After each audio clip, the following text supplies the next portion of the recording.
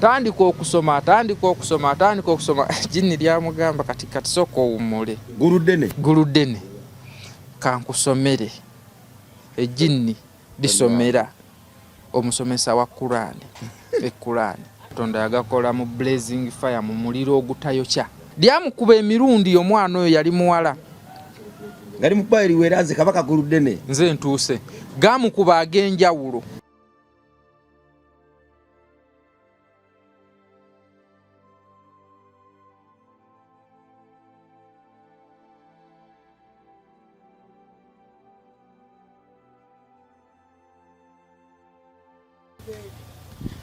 ku MR live oba ku Mitani Club live kwe tuba bulijira kwe tuli webale kutwagala webale tugoberera webale twesiga webale gamba nti weewaawo bwe bajja olunaku lwange luggwa amanya ba Mitani Club ba Rimasam wano wempita nsindikwa Rabongo Chete Foundation era tuli mu campaign yaffe eya Let My People Go. Let My People Go kitegeeza ki tugenda okujja obuweereza awo ne Makinde we tuwangalidde ebbanga twebaza Mukama olw'ekyo twatandika tunyoomebwa twatandika tuli wagazi nnyo naye wafunze obuweereza buno obukuze kyetuseera tugende ewaffe twatandika okuzimba Katonda atuwa ekisa mpola mpola azza tukubira amakubo n'olwaleero gyatujje wala nnyo we tuli si kumpi waddenga si we wasinga naye atulaze nti weewaawo mu bulamu bwaffe wa mugaso nnyo ekitenkanika kitegeeza ki kino gy'oli mwana wa Katonda ali eyo n'olwaleero Katonda akuwadde omukisa ogwogezesa okwagalako twetaaga miliyoni 7 ku main house ne miliyoni 3 n'ekitundu eza toilet. Main house twagala kuyiwamu floor tukube plaster ka finishing ko munda tuyingire ebya tujja bitereza tuli omwo munda. Eddoboozi dino elya Let My People Go di mukutula njegere n'olwaleero lize maaso ga family yo obeko nengeri gyolitegeera mune waggulu wa byonna tulikozesa okuwesa Katonda waffe ekitiibwa wadde nga episodes zino eza Let My People Go nziweereza abo bokka abagamba nti nedda nze bwe mpulidde music wa Mitani Club enjiri okumala emyaka 5 ng'ayita ku platforms zonna jaze abuulira ekyusiza abaana bange ekyusiza mukazi wange ekyusiza amaka gange obuweereza buno we mulabye I was inspired episodes zino nzikoledde oyimuke akaseera kano at least oyimirire naffe obuweereza buno tubuzze ewalala ewammwe tewaba wabi ate tewaba wala twagala tutandika okukulaakulanya ewaffe kuba ebirooto byaffe binene tulina okuzimba church tulina okuzimba essomero tulina okuzimba omuzikiti tulina okuzimba ekifo gamba rehabilitation center enaawesa Katonda waffe ekitiibwa nayongera okuyamba bannaffe okwetoloola ensi yonna bangi nnyo bankubidde amasimu ava bweru ali stranded tamanyi wakutuukira we yali ayagala otuukira oyitakwata simu twagala abo bonna tubalowoozeeko kubanga ekifo kyaffe kigazi nti newe tuzimbawo rooms nga 3 ez'abannaffe bwe batyo nti awo oli stranded tomanyi kiddako jangu obiri wano omwezi gumu nga wewetereza twagala tuzimbe ekifo ekyo ng'enjiri ya Katonda egenda kusaasaaniramu ng'eyita mu bikolwa kyonna ky'oyina oyina akasawo ka sementi ka mitwalo 3,100 oyina motoka ya musenyu ya mitwalo 9 oyina motoka ya mabuloka ya mitwalo 36 kiki kyonna ekisobozesa okumala ekifo ekyo tuyambeko ekyo nakyo tukikole kiggwe enjiri etandika okusibuka ekammengo ate nateekomewo mu kibuga nze nzikiriza ntugenda kuyimirira ekammengo tuyoole buli mwana ali ku street atumuze ekammengo mu rehabilitation center egenda okubanga ekyasinze obunene n'obulungi mu Uganda wano then abaana abo baliyitawo ebbanga balikomawo mu kibuga okukirya okubuliriramu enjiri n'okusomesa ensi yaffe Kammengo egenda producing abaana abagenda okununula ensi yaffe mu mbeera zonna okuba ekyokulabirako mu mpisa mu byeddiini mu byokwagala mu byokusuusuuta mu byobukulembeze menye kimindeke ki so twegatteko tugguse omulimu guno tulina ennaku 30 waddenga era twazitadde wansi wa mbulera w'ennaku 40. Abaana ba Isirayiri bwe baali bava mu buddu ennaku 40 gaali gabamala waddenga obutakkaanya bwabwe okujooga n'obutesiga Mukama kyabatwalira emyaka 40. bwe baatyo okuyita wali ewagumu wali entalo Abapalasitayini bwe balengeza Katonda wenaga nti atasobola tuyisaawo kyabatwalira ennaku 40 emyaka 40 waddenga bali basobola okumala ennaku 40 mu kkubo. Kakati ffe tugenda kutya mulabo oyo kumulumbagana, tugenda kuyitira ddala awo buli omu waatya ti bannayo kuzimba kuzibu munaabeera mutya banne mugenda kikola tutya bannaye tukoze nedda ffe tugenda kuyita awo. Tumanyi Katonda waffe munene, Katonda waffe wakisa era mugaze ekitenkanika nekyo kigenda kuggwa. Let my people go. Gwe awulira enjiri eno osobola okubaako ne koosuula mu nsawe ya kampeyini eno ng'oyita ku namba zaffe ez'essimu bank account osobola n'otukubirako ne twewa amagezi nti nedda kino bwe kiti nedda kisaana bwe kiti nabo buyambi. So obuweereza buno nze nzikiriza nti bugenda ku making Uganda proud again. Weewaawo omukulu byonna byoli sigwa bisooseemu abantu babibadda okudaalira bwereere kamithiruka kathiru ojogera bwereere abakufaanana bangi Slogan enyumira nnyo Sekange yaginyumiza Sekabudumaliki yali agenze Madina okusoma kyekyo ekyasooka okumulaga nti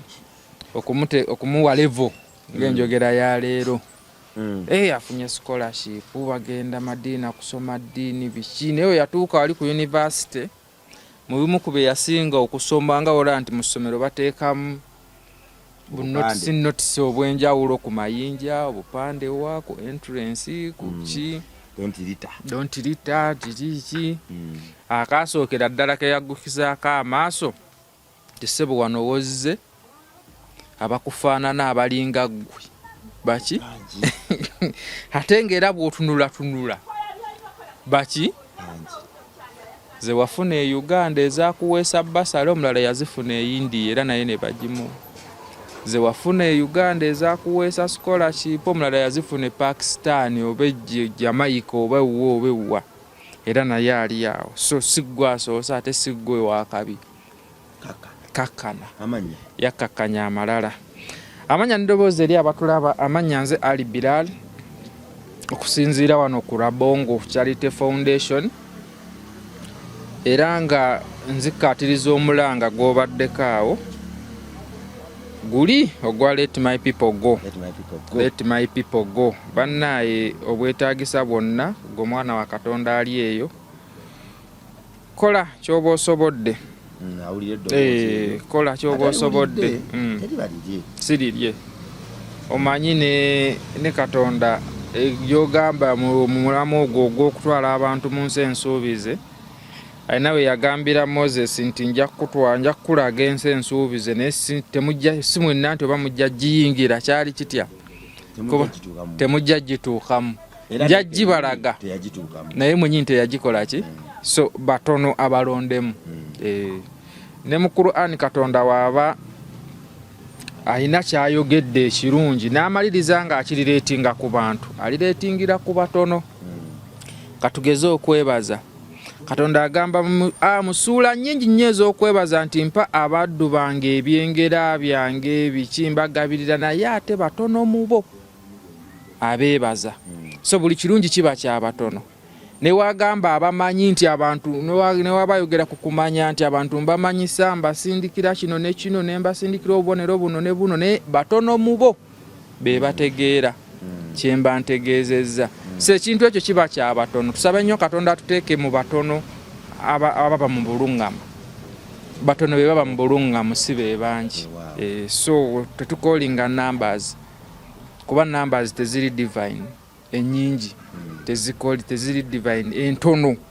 mu bingi ze ziba zifunye concept oba message eyo. So ekyo si kya bulijjo kisaana obwongo obuteredde oba obutegedde okukikola ki okukitegeera. Tusaba Mukama atuwe abo abatini ab'enkizo aleme tuwa bangi balitwaganjula bwe kiri balikolanga bibe mu bulamu bwaffe kituufu bwe kiri. Musiraamu amajini lwaki waliwo wali oyogera nange nondaga nti ebitonde Allah bye yatonda oba Katonda bye yatonda ebyensasage bingi naye lwaki amajini gagenderera n'okukola ebyambyone ku bantu ninga ate ebitonde ebirala tisibyo tetubiwulira nnyo byambyone amajini gagasabula abantu embooko sala amajini gamanyi n'okuseka amajini gakolera ddala effujjo ku bantu gabapatana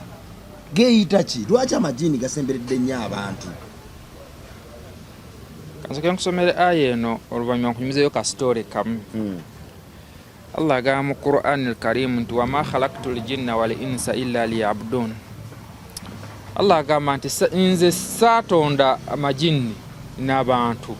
kukola kirala kyonna okujjako okunsinza. Era Katonda yakola amajini n'atuwa nga tusharinga resources. Obadde okimanyi amajini Katonda yagatuteeka ku nsi kuno tusharinga resources. Gasula we tusula galya ku mmere gye tulya galya ku mmere gye tulya bwe gaba amazzi ganywa ku ge tunywa kyovola galabikirwa nnyo mu nzizi eyo nti waliyo omusambwa samwe wali oliddeko mu misitole ezo buli luzi lubako musambwa bega amajini bw'ogasanga nti tusharinga resources generally ku nsi kuno wabula kye yatuma nti go gasobola otulaba physically mu foomu yaffe naye ffe tetusobola galaba physically mu foomu yago kuba Katonda yagakola mu blazing fire mu muliro ogutayokya blazing guba mu muliro nga tegulina flame tegwokya okitegeera so Katonda bw'atyo yagakola okujjako ate n'agaba nti go gasobola okyusa foomu n'ogalabira mu foomu endala etali original foomu yago osobola ogalaba mu mbuzi osobola ogalaba mu muntu osobola ogalaba mu foomu endala yonna so ekyo kyo yagakiwa but otherwise amajini n'abantu tusharinga resources ku nsi kuno era tetuyina nnyo njawulo actually tetuyina njawulo mu maaso ga Mukama Katonda yatukozesa oba yatutonza fena tuyina mulimu gumu kumusinza kumuweereza. So kastore kano kanyumira nnyo amajini gagenda ne gakuba omwana nali nkyasoma badala Islamic side z'ekyebando twalina seeka waffe asomesa Quran seeka Sulaiman bwe yasomera omwana Quran amajini gamuveeko ejjini limu ndijjukira bulungi omama amajini ago galina amannya obanyi nti galina amannya anti kyekugamba ntusharinga resources kyekiverifyinga kiki kyenagambye nga bwe tuli wano nti nze nyina erinnya lyange olina erinnya lyo ne director alina erinnya lye atukwata ku bifaananyi saa zino nago galina amannya ejjini lyali baliyita Guluddene mu Luganda Kabaka Guluddene era weringa lyeyogerako lyamukuba emirundi omwana oyo yali muwala gali mukweri weraze Kabaka Guluddene nze ntuuse gamukuba ag'enjawulo galina ne leadership amajini ago sewo galina agagakulira nga bwolaba wano nti tuba ne chairman sekuritale biki galina obukulembeze amajini ago kati bali baliyita Guluddene nga lyerikulira amajini agakuba omwana agamugendako ne gamusumbuwa gali omuntu era ng'omula muntu ali possessed ne demonism kwekuba mutwe kuleekaana kukola ki tigamwagaza kirungi tasoma gamulwaza kitegeera embeera ezo bwezityo kumukolako fujjo mu njogera ennyangu kati Guluddene eyo Sekasula ne bamuyita ajja asomerera omwana Sekasula yaliwo ajja asomera omwana amajini ne bamukwata bavuka baaliwo abakulukulu ffe twali buto by then nga tuli awo mu P3 P4 kati abaawo bali abakulukulu P7 P6 bamukutta omwana bamutadde mu muzikiti Sekajja ogw'essomero twalina omuzikiti ogw'essomero essomero lyali lya Busiraamu atandika okusoma jini lyamugamba kati sooka owummule Guluddene kankusomere ejjini lisomera omusomesa wa Qur'ani Qur'ani mu ddoboozi lye mu ddoboozi lya Guluddene mu ddoboozi ly'ono omusomesa anti ebimu ku Katonda bye yawa ebitendo by'amajini nti zikyusa forms disobola okwogera eddoboozi lyo. Katwala buno obumu obuliwo essaawa zino transmiki obukopinga amaloboozi obuliwo essaawa zino abanasayansi bwe bakakola. Is it AI? AI webale nnyo kati byadde amajini galina AI. Oyogera ekigambo nti ne gakwata tooni biki ne googera mu ddoboozi lyo. Kati amajini gasomera seeka nga gali ku mwana omuwala ne gasomera seeka Qur'an sura gy'asoma yali surati Yasin ne gagimusomera bw'oba gwe mujjanjabi sokoleke gamugamba sokoleke obisoma bubi si byosoma si byebi gamusomera surati Yasin mu busomi nga mumuteeka nga bwe birina okusomwa yali tagasoma bubi n'ekyo kye yali asobola wabula go gakimusinzaako. So omunonyozi wa Qur'an agamba mu mateeka g'okusoma Qur'an. So oluvannyuma ennyo era mu kusoma kuno ekintu ekyo kyanteeka nnyo ku muntu negamba bw'aba omusawo azze okujjanjaba omuntu ate obulwadde bwennyini ne bumulaga nti kankulage we bajjanjaba ate obulwadde bwaffe sokoleke ekitegeera eno true story kyamujjako ku Qur'an ne gagikwata Qur'an eba hifidhu mutwe gali gagisoma kuva mu mutwe n'oli yali agimusomera kwajo yali musomesa waffe hafidh ng'alina Qur'an ye muki mu mutwe gasi kumuyimiriza nti akakkana sooka olindeko tebitubitegera bungi byosoma ffe katukusomere ebinyuma ebyo tebinyumya bulungi ejjini lyasomera omusomesa waffe Qur'an nga liyogera mu ddoboozi lya kisajja nga ye kyokka nga likutte mwana muki muwala ate mu muzikiti nelitandika sheke natunda bwati badal olimba naawe biyinza okuba ebyokusaaga abakulaba bajja kugamba kyenjogerako nti kisoboka okuba ekituufu. So kituzaayo wali nti amajini tusharinga resources. Amajini lisobola okusomera Bayibuli olunyiriri oluligoba tutugimanyi. Ejjini lisobola okugamba ate amajini kati tugalaba nnyo ebintu byago ku mulembe gwa Nabbi Sulaiman. Sulaiman Katonda ali yamuwa hikima, Katonda yakiwa okumanya n'okutegeera. Ye yali ayogera n'ebintu byonna ebitonde byonna ku nsi kuno yali ayogera nabyo ennimi zaabyo Nabbi Sulaiman. Era ye yasiye omuntu akyasinza okuba guarded convoy we yatambulanga yabanga n'amagye mu bbanga ag'ebinyonyi yabanga n'amagye g'amajini tegalabwa n'abantu naye nga yagalaba era ng'ayogera nago. Then yabanga n'amagye gennyini gano getumanya amagye g'abakabaka wonna yawuliranga.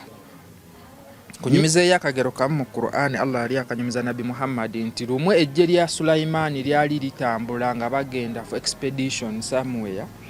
ne basanga ensanafu. Omanya ensanafu mu kkubo ensanafu ziba mu layini Sulaiman yali anyumiza Nabi Muhammad nti Sulaiman yawulira ensanafu nga zigamba owulira Sulaiman Nabi Sulaiman yawulira ensanafu nga zigamba Surat Nahl muve mu kkubo amagye ga Sulaiman tegajja ne gatukurashinga manguwe. Kati olwo omuduumizi w'ensanafu ensanafu ezo nazo zirina leadership. Omuduumizi waazo nga yakola atya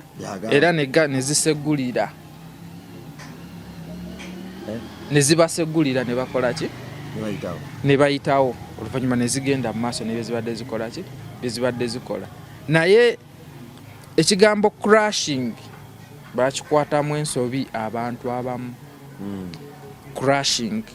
kuba okubreakinga n'okurashinga kyanjawulo. Obreakinga kintu kiri molded ekintu ekibreakinga tugeze ekibumbe sowaani naye ekyo crashinga baali bagikutte nti yensobi oba misconcept eri mu Quran oba misinterpretation eri mu Quran. Bagenda okunoonyereza nga material Katonda gwe yakolamu ensanafu ye material akola glass. The glass doesn't break, it crack. It crash. Material Katonda gwe yakolamu glass gwe bakolamu ensanafu glass gwe bakolamu ensanafu so tete breakinga e crashinga banna olabye Quran ne science nti Katonda ensanafu tevunda ne bwefe esigala mu form yaayo not until waliwo ekize ne kigikola ki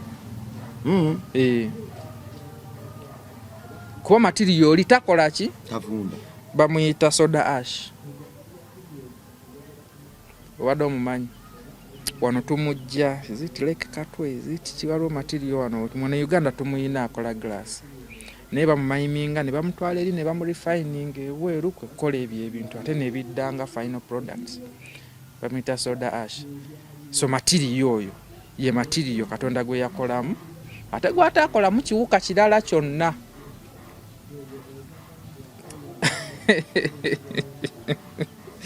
Nabongo olabye obuyinza bwa Katonda tuddeyo ku majini gajoga gamusomedde kyekyaddako gamusomedde kudduka 10 Sheikh tasudde Katonda adduse Allah yatuwa obuyinza ku bitonde byonna fa abantu era bwe yali atutonda yagamba bamalayika nti inni ja'ilun fil ardi khalifa tugenda kuleeta omukulembe ngenda kuleteeka ku nsi omukulembeze wa buli kitonde. Katonda yatwagala nnyo bw'atyo bwe yatwagala ng'ate obukulembeze bwe bwansikirano tebukoma ku omu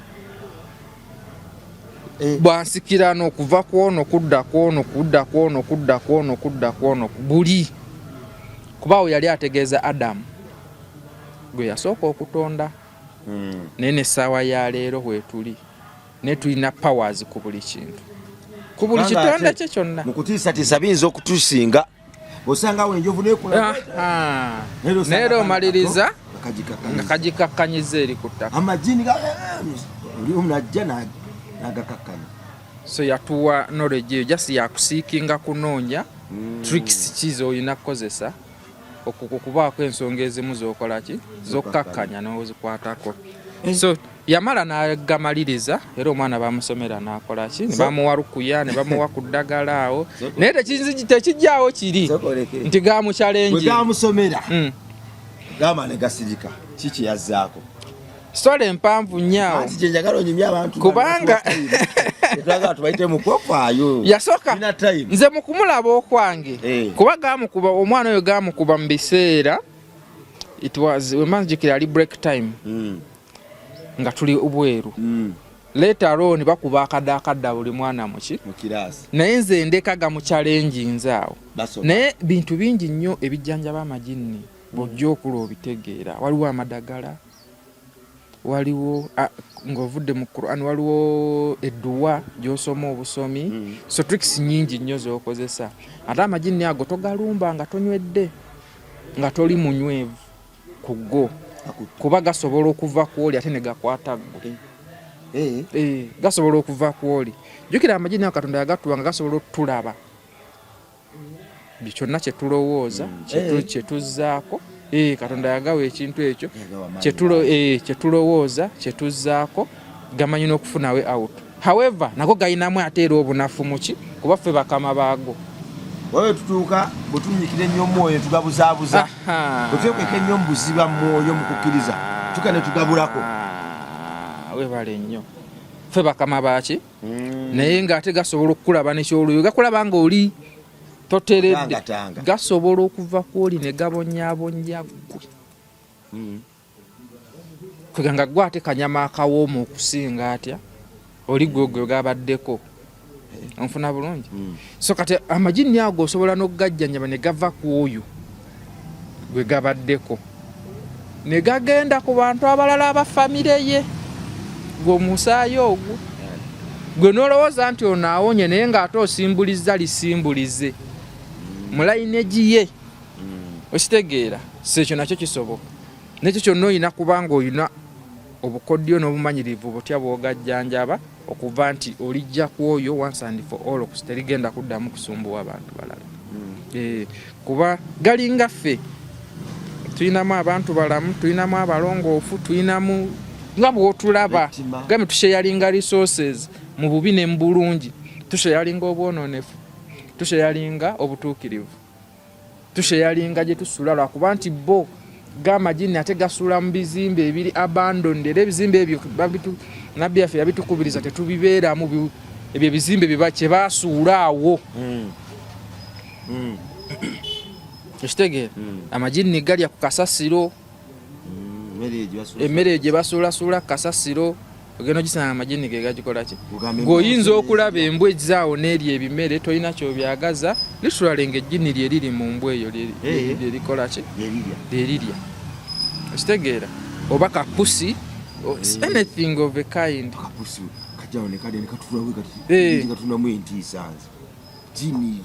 anything of a kind so kegamba tusharinga resources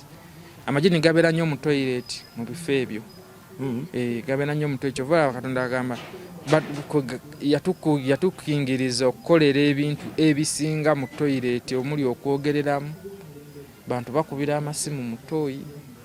bantu baba mu toyi n'akuba emboozi n'ali wabweru kikirizibwa amagini gasobola okukwata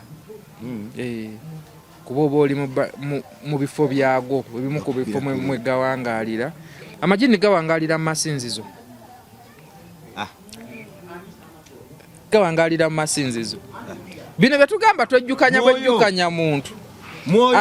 amagini gali wali anti nkugamba we bati nti mulimu amoononefu n'amaki n'amalongoofu mu magini mulimu amagini amoononefu n'amaki kati amoononefu gagendako mu kyaki gabeereyo nga gawulira ku ttendo ne mu mizikiti waliwo amagini agawangalira mu mizikiti nga malongoofu gasaala naffe gasaba naffe era eswala bweyimirira nga tojja kuliraba naye nga liyimiridde naawe mu swala lisaala tolabangako bu videos ojogenda ku YouTube olayo videos obumu bulaga amagini mu mizikiti omwo nga gasaala ante gajja mu forms nga gambye nti gayina forms waba kamera zikulaba esobola okukulaba abagikoleranga esobola okukolera mu form ndooza ya kuba kintu kiri visible ng'omuntu kuba technology gwe bayina gasobola okujja mu fomu yaago nga tosobola galaba tebajja galaba naye gajjira mu fomu endala gye gaba gagadde gasobola okujja mu fomu y'omuntu nolaba omuntu asaala ekiro ku ssaawa 9 mu muzikiti ali mu ssaawa 9 gwa kiro ali mu muzikiti asaala muzikiti muggale yayiseewo olumala n'abula kamera mu muzikiti zibaamu kati ziraba ebintu n'oluba mu muzikiti ng'owulira Qur'ani esomwa ku mizindaalo naye tolaba asoma okakasa naye ng'owulira Qur'ani esoma kiro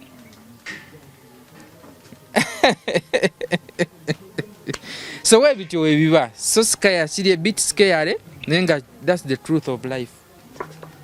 amagini tegajoze woowe gajogera ddala era nga wula abantu we tujooga gegakwata abantu egabebakako jini likukozesa ekiro spiritual husband ne spiritual wives magini naye gajjanjabwa so okutujjanjabye tutya amagini that is another topic to discuss kuba nene it is wide osoma buli kintu kyakusoma kuyiga nyamukwano gwange omukazi amukozesa ekiro amuli bubi amutta wayagalya wajjira amagini gajjanjabwa kusinziira ku shariya z'obusiraamu amagini gajjanjabwa tulina edduwa ne aya za Qur'ani mu Qur'ani omwo ezijjanjaba amagini Katonda n'agakutaasa olw'ekisa kya Katonda ne gakuvaako tulina rukuya waliwo amadagala agaliwo agava Buwarabu eyo gatundwa gatuuka ne gatundwa begala weegali azijjanjaba amajini ago ne rukuya ne dduwa ne Qur'ani. So olina okuba ng'oli munywevu ku kyoba olumbagana. Kitegeeza olina obba ng'osomye ate ng'olina okukkiriza. Osabira omukyala amajini gamuvaako n'okomawo nga muzira n'olwakomawo natuyagala kumbuuza olina onsibula busibuzi bwoti ova kusabira mukyala biidhinillah. Si nze nali omuzira, Katonda ye yali omuzira era yabanga omuzira ebbanga lyonna. Fe tukozesa ku knowledge we gwaba akuwadde n'oapplyinga kyonolaba nga Katonda asaasidde. Nasomera musomere nze eva mba mu buziba. Lwaki? Nze onna okukkiriza okwange nakuleeta oluvannyuma lwe nategeera ensi ne Katonda. Tekinneetaagisa kutola shahada ndala. Waliwo ali eyo ng'amajini gamutawanya. Sooka omwe ku namba y'essimu. Ajja kujja ku Rabongo, ajja kujja awo kuba saagala si mulimu gwange gusobola okufuuka omulimu. Naye bw'ajja kyake kituyambako nnyo bw'ayitira wano nsobola okumukwatako nyina bamasheekhi babannange bwe tukwasaganya ensonga ezo n'owembeera ng'emusoma gayinza obutaba nga si majini bintu tebitambula bulungi tosobola kgenda mu bashiriku tomanyi kyakkola ojja n'otuulako n'osomako n'omanyi ekyokukola oba oliawo ne waba si musiraamu temugambye nsooka basooka bakusalamule bamanye bakwata abantu rukuya n'okusomerera omuntu Katonda okumusasira tekimwetaagisa kuba musiraamu. Kuba Katonda ye yakulembeza ekisa kye eri abantu bonna.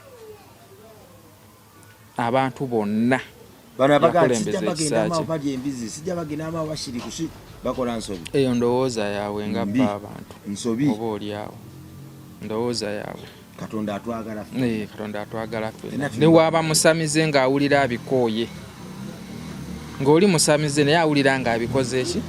Ng'abikooye. Asobola okureaching out n'otureaching out. Tumusomerera ne tumuwa ku ddaga ne tugendayo tubyokya mu ngeri ennyangu ne tubimuggyako kuba tulina obumanyirivu obwo mu kusoma n'okukkiriza.